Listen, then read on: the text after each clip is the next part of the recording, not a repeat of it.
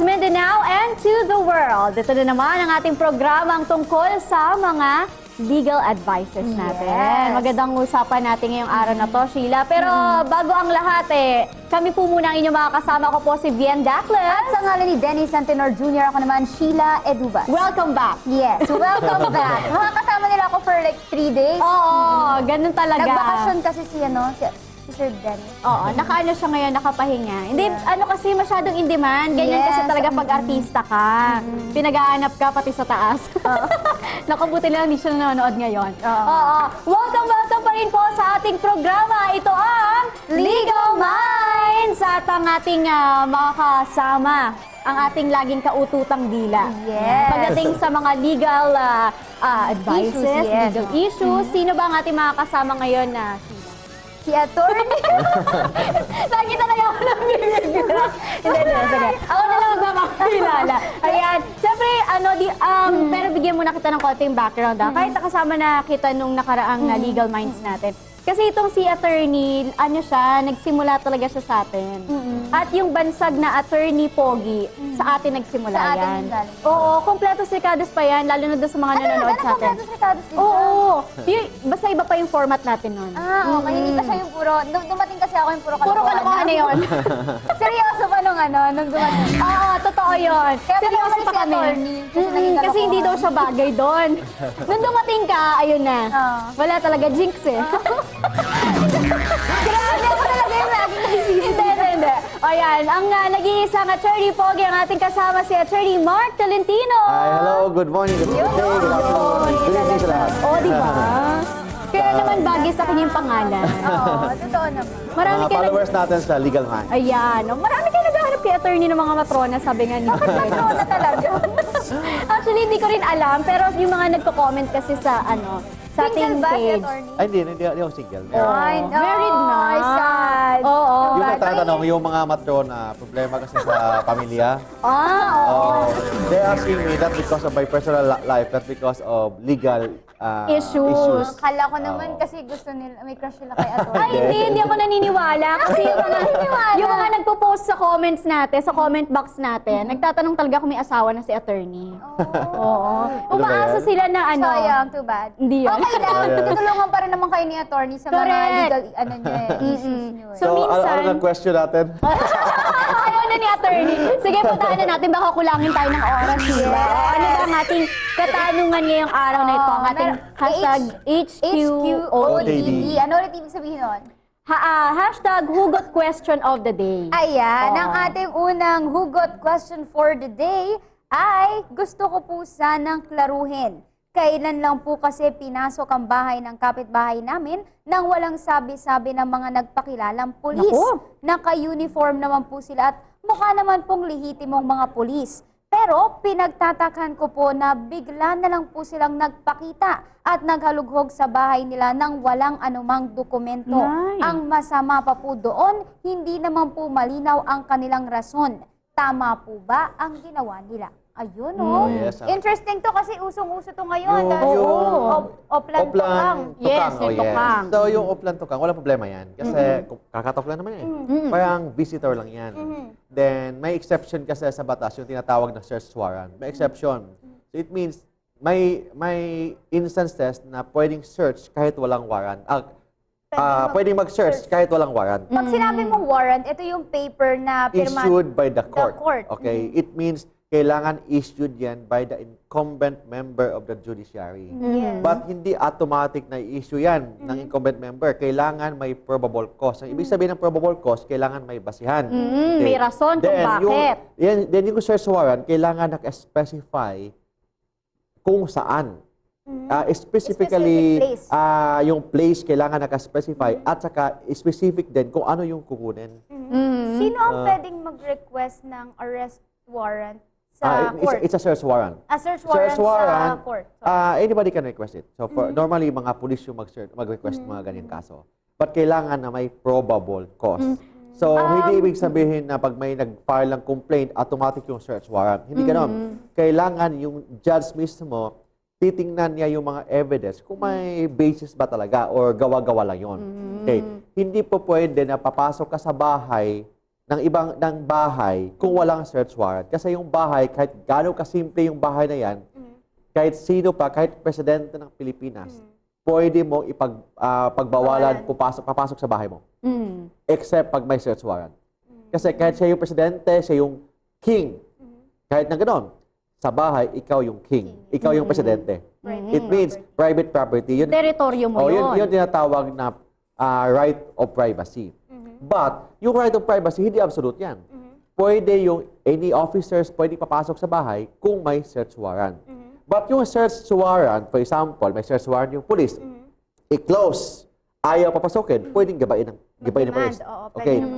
Yun ang tinatawag na right to break. Yung police pwede niyang sirain yung pintuan kung ayaw mo silang papasukin kung may search warrant. Basta may search warrant. Okay. But hindi automatic yung police pupunta sa bahay mo para sisirain yung bahay mo. Magpaalam mo na may search warrant ako. Pwede bang pumasok? Pag ayaw, i-close. Pwede sisirain yung pintuan. Okay. O, yun yan. Tapos, kailangan na may witness. Hindi pa pwede na yung pulis papasok na sa bahay mo. Na walang katao-tao. O, yes, kailangan may tao doon. Kung walang tao doon, kailangan may dalawang tao, hindi hintayin, may dalawang tao of the barangay. Normally, mga kagawad, kahit sino, basta of sufficient age. At least dalawa na mag-witness. O, yun yan. For example, may kukunin. Kailangan may resibo. Hindi pa pwede na kukuha sila ng mga gamit tapos walang resibo. Kailangan issue. May resibo Isusulat nila kung ano yung mga kinuha nila. Isusulat yun.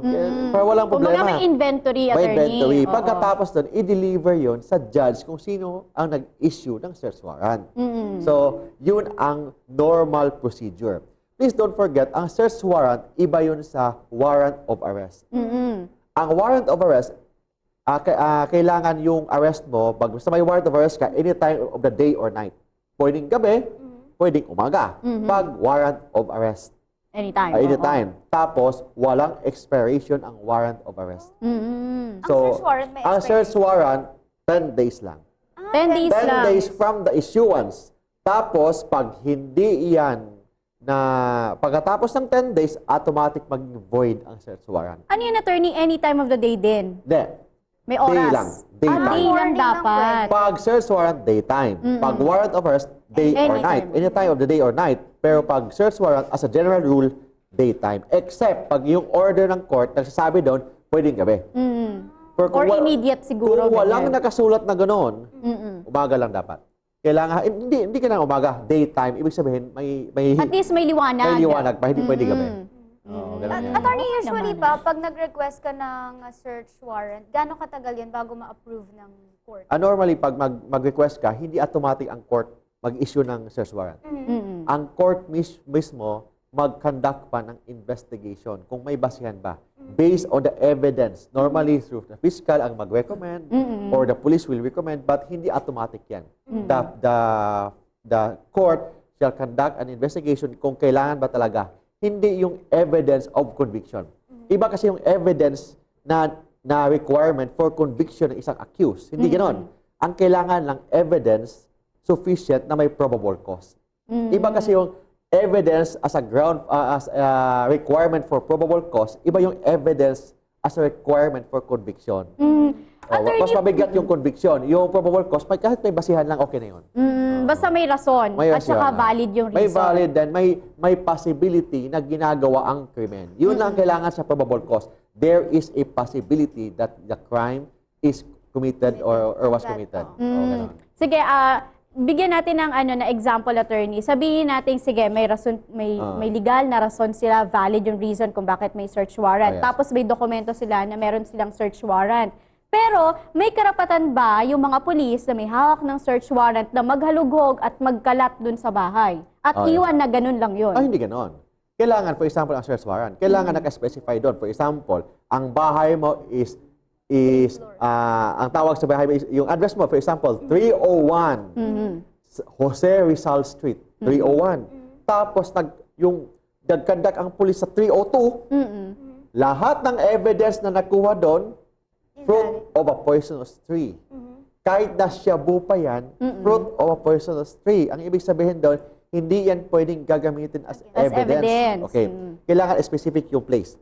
Okay. Pagkatapos, kailangan specific ang bagay na kailangan kukunin. Okay. For example, shabu, kailangan shabu lang kukunin. Hindi kasama ang bala, hindi kasama ang baril. Kailangan kung Kung ano kasama yung yun, nakasulat sa search yun lang warrant. yun. Except, pag may mga exception, yun ang tinatawag na plain view doctrine.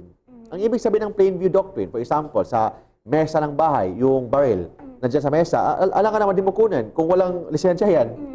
Pero pag nakatago, hindi mo pwedeng kunin yan. Kasi kailangan plain view lang. Pwede yun, plain view. Basta kung ano yung nakita ng mata mo, instantly. Pwede ganon. So, yun lang yan. Another sa search warrant, may mga exception din. Pwedeng search without a warrant, for example, sasakyan. Yung tinatawag na yung checkpoint. Yes. Checkpoint. Pwede mag-search ang police, but only visual search. Ang ibig sabihin No ng touch. Hindi pwedeng no touch, No mata lang. touch. Hanggang tingin lang. For example, flashlight, tingin-tingin, unless na pumapayag yung driver o yung may-ari ng sasakyan. That's why ang ginagawa ng police, pwede bang i-open ang trunk? Kung ayaw mo, walang magagawa ang police, kung walang magagawa, kailangan may search warrant sila. Okay. Ganun yan. So, pangalawa, bawal ang police na palabasin yung pasahero ng sasakyan, tapos kapkapin. Bawal yan, ha? So, kailangan visual search lang. Except, pag yung mukha mo suspicious. Okay. For example, pag tingin ng police, naka-flashlight, amoy shabu ka, ayan, pwede ka nang palabasin. Kapkapil ka na. Or yung mukha mo parang namumula, parang high na high ka sa drugs. Ayan, pwede ka nang palabasin. Pero kung enough lang yung mukha mo, normal lang, hindi naman amoy Hindi ka shabu ka, suspicious. hindi naman suspicious, so hindi pa pwede, except pag pumapayag ka. Paano yung mga nasa mall, attorney? Yung kinakapkapan, even sa Oh, mga yes. sa airport, di ba? That- It's yes. searching pa rin. That's a good question. For example, di ba sinabi ko na pag may search na ginagawa in violation ng batas about search warrant, lahat ng evidence na nakuha inadmissible. Kasi ang tawag doon, fruit of a poisonous tree. Itong batas na to is only applicable with respect sa mga law enforcers. We say law enforcers, police, NBI, military, but hindi kasama si security guard. Security guard is a private individual. It means kung security guard, kahit wala siyang search warrant, parang pinipilit ka na buksan yung bag mo. Yes. Yung bag mo, puno na shabu. Admissible as evidence. Kasi yung fruit of a poisonous tree doctrine is only applicable against the government. Yung mga authorities. Di ba sabi ko, ito ang tinatawag na Bill of Rights. We say Bill of Rights, yung batas pantao, mga ganon, is a right ng isang tao against the government para may check and balance, sa pang-aabuso ng government officials. So ito ang tinatawag. But yung mga, for example, yung nag-search security guard, hindi kasama yon. So it means, kahit na wala siyang search, nag-force siya, kapkap siya, Okay lang yan, okay lang yan. Like for example, yung isang kaso, isang courier service, Yes. nagpadala sabihin natin Pedro, nagpadala ng shabu. Ang gamit, yung courier service, yung mga sa mall, Yes, yung mga cargo. cargo. So, ganun. Tapos, binuksan doon pa lang sa office ng cargo. Binuksan kasi parang iba yung laman. Nakita, shabu. Pwede Ang tanong diyan, is it admissible as evidence? Sabi ng drug lord, ito yung defense, this is actual case. Sabi ng drug lord, hindi siya admissible as evidence. Hindi siya admissible as evidence, wala namang search warrant. Di ba? Sabi ng Supreme Court, hindi. Kahit na walang search warrant, yung batas about search warrant is only applicable against government agencies. Ayan. It means, ang nagbukas, tao ng isang cargo ship. Yes. So it means, hindi applicable yung sa Bill of Rights natin. He is part of that individual na tinatawag yes. natin. So, pwede nang gamitin yung evidence against dun sa drug lord. Oh yes, pwede gamitin. So don't forget, yung Bill of Rights natin, yung karapatan, for example, search warrant, warrant of arrest, yung mga ganyang kaso, is only a right. Right yon against the government. Hindi yon against a fellow individual. Ayun. Malinaw Yun yun, ang purpose diyan, ang purpose ng mga karapatan na yan, ito ang tinatawag na constitutional rights. Ang purpose nito is to protect the individual against possible abuses ng government. Kasi whether we like it or not, the government is very powerful. Powerful ang government, so kailangan natin i-limit ang powers nila through the Bill of Rights. Ayun. Oh, yun yan. Pero ito, attorney, balikan ko lang yung nauna kong question. Paano, attorney, kung tama naman yung bahay na sinerch? tama din yung may valid reason naman sila at tama din naman yung tao. warrant din. Pero ang ginawa nila, hindi lang sila basta kumuha ng ebidensya, nagkalat talaga sila, iniwan nila ng ganon kakalat. May anong karapatan ng may-ari para doon? That is abuse yan. That's why kailangan bago ang isang police na pumasok sa bahay, kailangan may witness. Na at least kasama doon sa bahay, at least kung may nag-search sila, at least kung may panggugulo, at least nakikita nila na walang mawawala. So yung authority ng police is only to search, hindi manggulo. Di ba? That's why search warrant. Authorities to search. Hindi siya authority na yung bahay mo gawing kalat. Kailangan ba nila, are they required to bring back the mess? Yung ayusin yung mga kalat? Kung ano yung nakita nila. Yes, kailangan talaga. Kailangan talaga. Kasi parang ginugulo mo yung bahay. Correct. Diba? So at Oo. least, Parang innovation na rin i-search yan, lang, attorney. pagkatapos ng search, kailangan ayusin Ibalik naman. pa. That's why, lahat ng makukuha nila possible na mga evidence, kailangan may resibo. Then i-deliver nila sa judge kung sino yung judge sa iyo na nag-issue ng search warrant. In cases, attorney, medyo anihin lang natin, in case na may na-break, may nabasag, may nasira, kailangan ba May bayaran niya ng compensation ano? ba? or may compensation? May authority ang police na basagin ang bagay na anong bagay Kung, Andoon yun. kung ayaw papasukin si police. Hindi, I mean sa loob ng habang nagsisearch sila, siguro may gamit. Yung na mga nababasag na unnecessary na pagbasag, kailangan bayarin nila yan. Bayarin nila. Pero for example, yung pintuan ng kwarto, ayaw buksan. Ayaw buksan. I-lock talaga. Pwede na basagin. Okay. Then, hindi yan, hindi mo pwede bayaran yan. Okay? Kasi right yan ng police to break. Pursuant sa search warrant kung ayaw mo papasukin si police. Okay. Pero yung mga unnecessary thing, kahit na mga figurine, mga TV pang babasagin doon, so wala nang authority ang police na gano'n. So only necessary break sa mga pang-sirain yung mga bagay kung kinakailangan lang. So yung mga hindi kinakailangan, babayaran talaga ng police yan. Pwede bang arestuhin yung tao kapag nag-refuse siyang papasukan yung police? Hindi siya, iba yung search warrant, iba yung warrant of arrest. So, for example, pag may pag-search, may nakitang shabu, pwede na hulihin yung nahulihin yung may-ari doon. Nandun, pwede na. Kasi that is On the a search.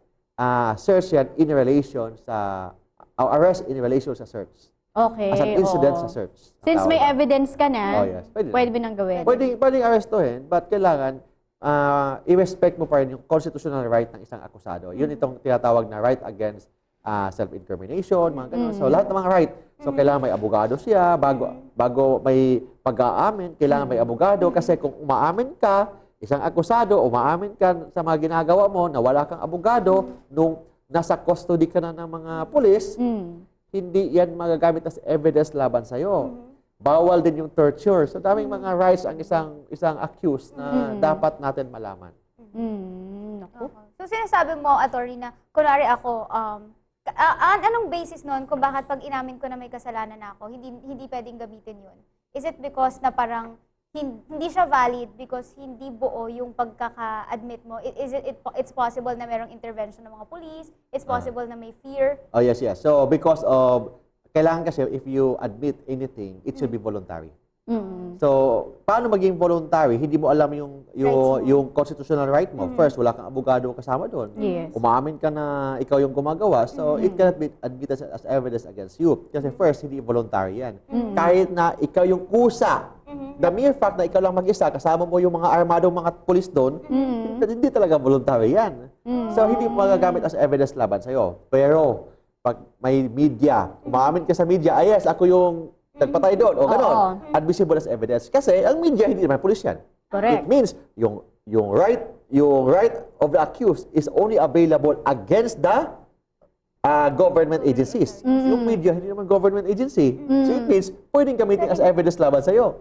So, hindi pala pwede basta-basta magsalita sa Correct. media. Oo. Pwede nang gamitin as evidence and recorded pa yun. Oh, recorded yun. Pero ito, attorney, paano kung sabihin nating or is there a limit ba, attorney, pagdating sa dami ng mga pulis na pupunta for a search? Kasi 'di ba minsan nagko-cause ng fear 'yan dun sa tao. Kaya nila siguro sinasara yung door nila, ayaw nila papasukin kasi ang dami, tapos armado sila. May limit ba, attorney? There's no limit.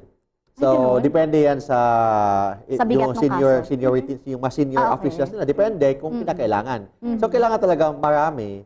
Kung, for example, yung isang accused doon, very violent. Kailangan talaga kasi how can you do the search kung yung power ng isang criminal o yung accused mas powerful sila compared sa police? Kailangan talaga how to overcome the force of the criminals or the accused. Kailangan mas powerful talaga ang police. Ganun. So, depende na yun sa chief of police nila kung gaano Oh, karami. yes. At depende sa kaso nila. Depende sa discretion nila. Case-to-case basis yan. Okay. Kasi minsan, yun yung nagiging rason nila kung bakit nila ikinuklose yung doors Yeah. nila, ayaw nila magpa-search kasi nangingibabaw yung fear. Natatrauma, Kasi ang dami-dami nga naman kasi. Paano pala, attorney, pag may pumupunta. bata dun sa may SOP ba na kunwari, dun sa area na may search warrant is may bata doon. Siyempre kasi pag nag-search yung police, matatrauma yung bata. Traumatizing yun eh. That's why yung search naman, hindi kailangan na very violent ka, may force yan. Talaga, kahit basta voluntary lang, walang problema naman yan eh. That's why ang ginagawa ng police, katok, Oo. pwede bang pumasok? Ayaw, mag-search warrant kami. Papasokin mo. Kung ayaw, i-close, sisirain yung pintuan. Ganun lang. So may protocol. So first step, humingi ng consent. Pag ayaw, may search warrant kami. Ayaw pa rin. Ayaw, sisirain yung pintuan. Ganun lang yan. May leveling pala yan. May leveling. Kailangan medyo mahinahon ka. muna. Pero hindi pa pwede ng police diretso sa bahay ng isang accused, Oo, pasok agad. sirain yung bahay. Hindi ganun. Kailangan may first step, consent. Ganun lang yan. Dahan-dahan until papunta tayo sa force. Ayan. Attorney, matanong ko lang, paano ka kunwari fake yung search warrant? Possible yun, di ba? Kung possible yan, that's why ang ginagawa. Pag may search warrant, you have to verify it. So that's why But kailangan how can you check, attorney? Ano yung mga dapat na tandaan sa First, isang warrant? Signature. may case number. Case Pangalawa, number. judge, anong court, kailangan alam natin yan. So mas maganda may contact kang abogado para at least ma-verify ng lawyer kung totoo ba yung nakalagay dyan. Oo, kasi madali lang ngayon, may marami Oo. nang madali mag-fake na Yes. Correct, Anyway, kaya gayahin. kung fake yung mga search warrant nila, kung may police na pupunta, lahat ng evidence na makukuha, inadmissible as evidence laban sa iyo. So kung ikaw yung akusado, mas matuwa ka pa. But you cannot sue the, di ba? You cannot sue the state, the authorities. If ever, The state cannot be sued without its consent. Ang gobyerno hindi mo pwedeng mademanda. But you can pwede mong idemanda yung Yung mga tao na gumawa. Oh yes, except the president. Kasi may presidential immunity ang presidente. Of course. Ayan. O, ito na. talaga naman, napaka-interesting ng ating usapan. Lalo na ngayon, mainit tong... Correct. Yun nga, siguro kaya din siya nagpadala ng kanyang hugot question. Baka isa to sa mga nakatok ng Oplan to. Correct. At buti na lang hindi siya mismo. Kapitbahay lang niya ito. At ito, doon sa nagpadala ng kanyang hugot question, attorney, paano ba niya kayo ma-hunting? Dahil sigurado may mga katanungan pa siya. Yes, kung may mga tanong kayo about sa batas, you can visit po my website sa www.marktolentinolow.com o sa Facebook page po natin sa facebook.com/marktolentinolow. Pwede din po kayong tumawag sa landline within Metro Manila 209-6203 or mobile number natin. Pwede kayong tumawag, mag-text, mag-Viber sa 0917-329-5353. Ayan, no? Oy, dun sa mga paalala ko lang dun sa mga gusto ding magtanong kay Attorney Mark, directly sinasagot naman niya yan. Pero if you want na dito ipadaan sa aming programa ang inyong katanungan, dun lang po sa comment box natin, ilagay niyo po ang inyong question in details po para mas mabilis nating mabasa. And lagyan niyo po siya ng hashtag HQOTD. Ayan, para mas mabilis i-sort out. Kasi maraming, sa yung Facebook page natin? Yes, sa Marami kasi DZRH. messages, Correct, sa DZRH News Television. At maraming salamat pa rin doon sa mga patuloy na sumusuporta sa ating programa, Sheila. Yes. No? Doon sa mga patuloy na nagko-comments. Oo. din, no? Maraming salamat, tumataas ang views natin talaga dito. Oo, actually sabi nung may nakalala kong law student, sabi niya, bakit ngayon ko lang napanood yung yung episode ni Attorney Mac? Kasi maganda daw siya for reviewer. Reviewer? Oo, yung mga Ay, malapit na ba ang bar ulit. Every November yata. November, Oo, October. malapit na nga. Sakto, di ba, Tor? Correct. O, sakto talaga. O, para doon sa mga gusto nyo pang mapanood na episode, ito, balik-balikan nyo lang. Nasa archive naman natin yan sa DZRH News Television. At ito pa rin ang inyong programa, Attorney and the Kids. Yes, yes! Hindi. Sino yung kids? Kami po ang inyong nakasama. Ako po si Bien Dacles. At sa ngalan naman ni Dennis Antenor Jr., ako si Sheila Edubas. Sa susunod na episode po ulit, magkita-kita tayo dito pa rin sa Legal Minds! Bye!